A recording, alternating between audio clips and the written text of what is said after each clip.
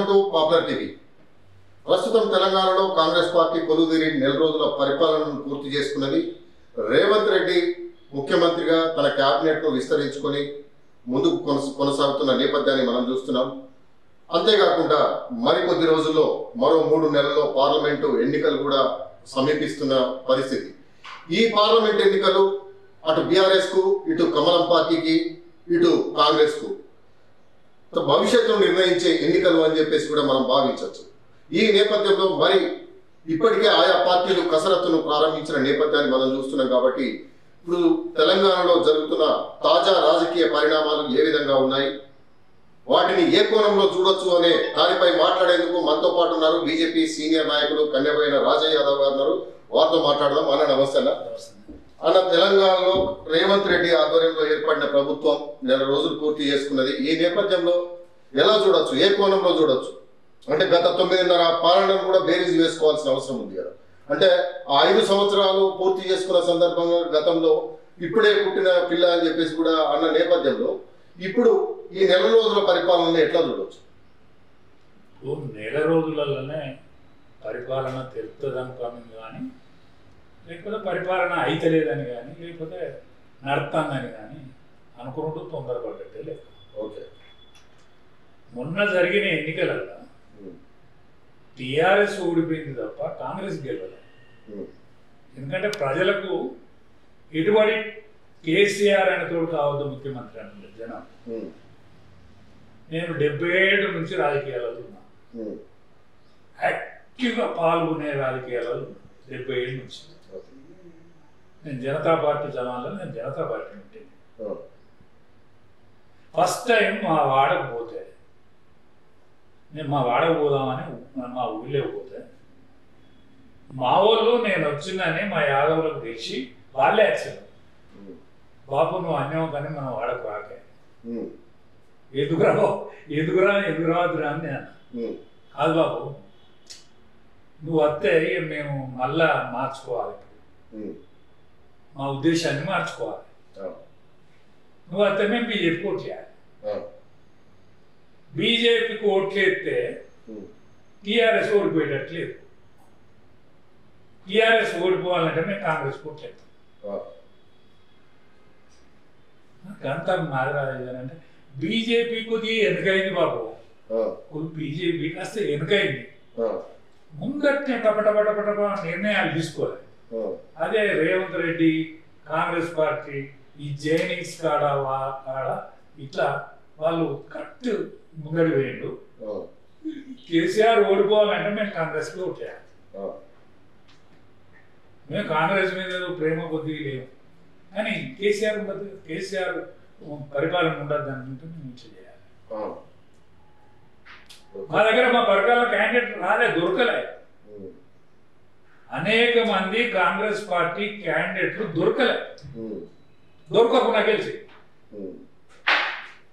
అది ప్రజల్లో మార్పు వచ్చిందట. ఫస్ట్ టైం నేను చూసిన 77 నుంచి నేను ఇప్పటి వరకు యాక్టివ్గా పాల్గొనేటువంటి రాజకీయాలలో నేను ఒకటి. నేనేం కాకపోవచ్చు, నేను ఎమ్మెల్యేనో ఎంపీనో కాకపోవచ్చు, కానీ నిర్ణాయక శక్తిలో నేను కీలక పాత్ర వహించినాను. ఒకప్పుడు జంగారెడ్డి గారు, ఒకప్పుడు వెంకయ్య నాయుడు గారితో అనేక మందితో నాకు సాహచర్యం ఉండేది. కేసీఆర్ తోటి నాకు మామూలు సాహచర్యం కాదు, ఆయనతో పాటు జైలు నుండి, ఆయనతో పాటు అనేక విషయాలలో గడిపినండి. కానీ ఫస్ట్ టైం ప్రజలు వాళ్ళే స్పందించి ఓట్లేసిండ్రు. 78 ఎన్నికలలో దేశం అంతటా బీజేపీ హవా వచ్చింది. 77 ఎన్నికలలో ఇందిరాగాంధీ ఓడిపోయింది అన్న. జనతా పార్టీ గెలిచింది. జనతా పార్టీ వేవులా ఇక్కడ ఉన్న కర్ణాటకలోనే కాంగ్రెస్ గెలిచింది. జనతా పార్టీ వేవ్ దేశమంతటా వీస్తే అప్పుడు చెన్నాయుడు ముఖ్యమంత్రి అయ్యాడు మన దగ్గర. ఇక్కడ కాంగ్రెస్ వేవ్ వీసింది. ఆనాడు కూడా పైసలు లేదు, ఆనాడు పైసల ప్రభావం లేదు. ఇవాళ పైసల ప్రభావం ఉన్నా పైసలు తీసుకొని కాంగ్రెస్ పార్టీ కొట్టేసి. మరి కాంగ్రెస్ పార్టీ ప్రేమ అంటే నా వాళ్ళ గురించి చెప్తాను, నా దగ్గర నా సన్నిహితం అంటే మేము ప్రేమగా ఊగంగా కూడా తిని బతికిన వాళ్ళం. బాపు అన్యం కానీ టీఆర్ఎస్ ఓడిపోవాలి కారణాలు అనేకం ఉండొచ్చు, కారణాలు తప్పులా రైట్లా అనేకం ఉండొచ్చు. కానీ ప్రజలల్లో ఒక విచిత్రమైన మార్పు వచ్చింది. క్యాండిడేట్లు దొరకకుండా కూడా కాంగ్రెస్ పార్టీ గెలిచింది. అంటే నేను ఎందుకంటానంటే టీఆర్ఎస్ ఓడిపోయింది, కాంగ్రెస్ గెలిచిన దానికంటే టీఆర్ఎస్ ఓడిపోయింది. ఇప్పుడే తొందరపడి ఇదైతే లేదు అదైతే లేదంటే వాళ్ళు కొద్దిగా ఎక్కువ తక్కువనే మాట్లాడే హామీలు. ఇప్పుడు ఈయన ఇచ్చిన ఏమో తక్కువ, ఎవరికేమన్నా అయిందా? ఎవరికేమన్నా అయిందా? దళిత బంధానే, బీసీ బంధానే, ఏది పడితే కదే అందరికి ఇస్తారనే, డబుల్ బెడ్రూమ్ అనే ఎన్ని అన్నాడు, ఏం చేసింది. కానీ జనం వీళ్ళు ఇంకా అసలు 4 ఎక్కువ అంటే మనకు పడతాయి కావచ్చు అని అనుకున్నాం.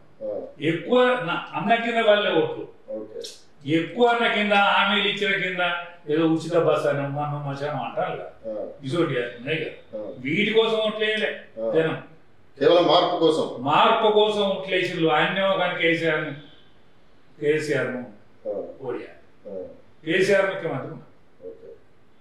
ఇవాళ బీజేపీకి తగిలిన దెబ్బ, నేను సీనియర్ మోస్ట్ అయినా బీజేపీని ఏదో ఉదాహరణ ఎత్తుకొని ఏది పడతాగా తప్పు మాట్లాడేటువంటి నేచర్ నాకు కాదు. కవితను ఎందుకు అరెస్ట్ చేయలేదని బీజేపీ విషయం.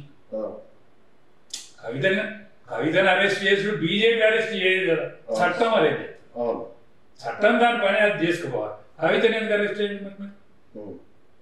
ఏదైతే కాంగ్రెస్ పార్టీ టీఆర్ఎస్ ను బీజేపీ ఒక్కటే అనే ముచ్చట మాట్లాడారో అది జనం అది నష్టమే. దానివల్ల బీజేపీ నష్టమే. నష్టమైనా 14% ఓట్లు అంటే మామూలుగా ఫస్ట్ టైం 4% ఉన్నాయి పోయి 14% ఓట్లు అంటే మామూలుగా. అంటే ఈ మార్పులు జనంలో వచ్చింది. ఇప్పుడు లీడర్ చేతుల, పార్టీ చేతుల ఏదో ఉంటది, పైసల చేతిలో ఉంటది అనేది అయితే అబద్ధము. ఇక రాబోయే ఎన్నికలల్లో వాళ్ళ తెలివే ఉంటది. జనం ఎవరిని గెలిపియాలంటే వాళ్ళని గెలిపిస్తారు. నిన్న భుజం మీద గుప్ప పెట్టుకొని దీనికి ప్రచారం చేసిన వాళ్ళు ఖచ్చితంగా అయ్యారు, రేపు మోడీకి మేము ఎత్తామని అంటాను వాళ్ళే జనం. అరే ఇది నిజమేనా అనిపిస్తుంది. అరే ఇది నిజమేనా?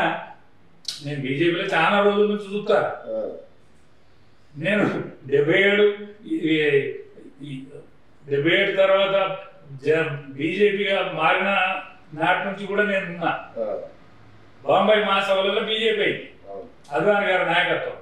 కానీ నేను ఫస్ట్ టైం అనుకుంటానా ఈసారి మోడీ గారిని గెలిపిస్తాం. వాళ్ళు డైరెక్ట్ మోడే, బీజేపీ కాదు, పార్టీ కాదు, ఏం కాదు, మోడీని గెలిపిస్తాం. అంటే జనంలో ఒక మార్పు వచ్చింది. అట్లని నేను ఏదో బీజేపీ మొత్తం షీట్ చేస్తుందని నేను అన్నా. కానీ పోటీ కాంగ్రెస్ మధ్య బీజేపీ మధ్య ఉంటుంది రాబోయే. మరి ఈ నెల రోజులు కూడా అంటే నెల రోజులు మాత్రమే పూర్తి చేసుకునే నేపథ్యంలో ఇప్పటికీ హామీలు అమలు చేయలేదు. కాంగ్రెస్ 420 అని చెప్పేసి కేటీఆర్ బుక్లెట్ కూడా రిలీజ్ చేసింది కదా. కేటీఆర్ ఇంకా వాళ్ళకు సోయి రాలేదు, వాళ్ళకు ఏ ముచ్చకున్నా కూడా సోయి రాలేదు. ఇప్పటికీ గదే కేటీఆర్ కనిపిస్తాడు, ఇప్పటికీ గదే హరీష్ కనిపిస్తాడు, ఇప్పటికీ గదే మళ్ళా వాళ్ళ సిస్టరే కనిపిస్తాను తప్ప పెద్ద మనిషి కాలు నొప్పి ఏదో అయ్యి ఆయన ఇంటికి ఆడుతాడు, వీళ్ళే కనిపిస్తాను తప్ప ఈ మూమెంట్లో పనిచేసినోడు కనీసం ఎవడని కనిపించలేడు. ఇప్పటికైనా మసూరాచారితో మాట్లాడితే, ఇప్పటికైనా మసూరాచారితో మాట్లాడితే జైలు వేయించిన కెప్టెన్ సాబ్ ఉన్నాడు కదా, కెప్టెన్ సాబ్ కూర్చుండే పెడితే వట్టిగా నన్ను కూర్చుండే పెడితే కేసీఆర్ సాధనకి లేదా పెద్ద మంచి ఆయనకి ఏదో కాలు నొప్పి అయింది ఇంటికి ఆడుతాడు. ఇక కెప్టెన్ సాబ్ తీసుకొచ్చి కూర్చుండే పెడితే వట్టిగా. ఇప్పుడు ఆయన నడిచిపెట్టి చచ్చిపోయా జైలు పోయిన వాళ్ళ. నేను నా విజయరామారావు సాబ్ పార్టీ నుంచి వెళ్ళిపోతుంది. ఇక కెప్టెన్ సాబ్ నన్ను తీసుకొచ్చి కూర్చుండే పెట్టి వీళ్ళు మాట్లాడితేను అన్నా ఇంకా సోయెత్తలేదు. ఇప్పటికీ నేను రేవంత్ రెడ్డిని మెచ్చుకుంటాను. ఇప్పుడు కోదండరామ్ను దగ్గర తీసి ఎమ్మెల్సీ చేస్తాను అనుకుంటాను. శ్రీకాంత్ సార్ తల్లిని ఏదో చైర్మన్ చేసే ఆలోచన ఉన్నాడు కదా. మన దగ్గర వెంకటనారాయణను, ప్రొఫెసర్ వెంకటనారాయణ వరంగల్ నుంచి ఆయన కూడా ఆదరణ చేస్తానని అనుకుంటాను కదా. వీళ్ళు తెలంగాణ ఇచ్చింది మేము, తెలంగాణలో ఉన్న వీళ్ళందరినీ ఏర్పరచుకుంటానో వీళ్ళు తిప్పల పడతారు. ఇప్పుడు అంటే అమరవీరుల కుటుంబాలకు కూడా ఏదో జాగిస్తానని చెప్పేసి అప్లికేషన్లో పెట్టి అంటే వాడు తెలంగాణను ఎట్లా ఓన్ చేసుకోవాలనేదో కాంగ్రెస్ చూస్తారు. వీళ్ళు ఇంకా తెలంగాణ మాదే, సచ్చిన తెలంగాణ కూడా మాదే పేరు. ఇప్పుడు తెలంగాణ జాబొట్టి తెలంగాణ పేరు తీసేసాడు, బారాసా పార్టీ అని పెట్టాడు.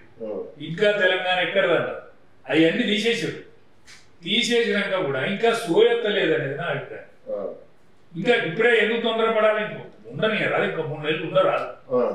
ఈ పార్లమెంట్ ఎన్నికల్లో నీకు ఓటేస్తారా? ఓటేయరు. టీఆర్ఎస్ అనేది పార్లమెంట్ ఎన్నికల్లో ఓట్లు వేయరు కాక